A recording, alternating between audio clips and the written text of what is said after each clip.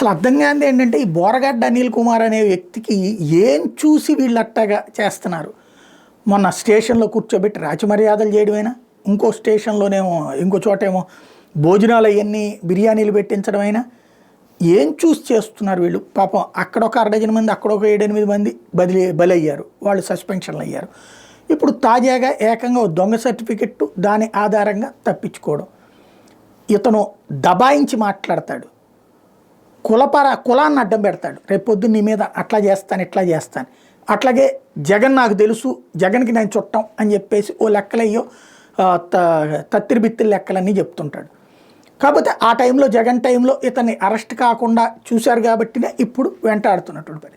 ఇప్పుడు ఈ బోరగడ్డ అనిల్ ఎక్కడున్నాడు, తప్పుడు ఆధారాలతో బెయిల్ పొందాడన్న విషయం బయటపడింది. ఇప్పుడు అతను 11వ తారీఖున వెళ్ళి కోర్టులో లొంగిపోవాలి. ఈలోపు పట్టుకుని అరెస్ట్ చేయాలన్నటువంటిది ప్లానింగ్. ఏం జరుగుతుందో చూడాలి.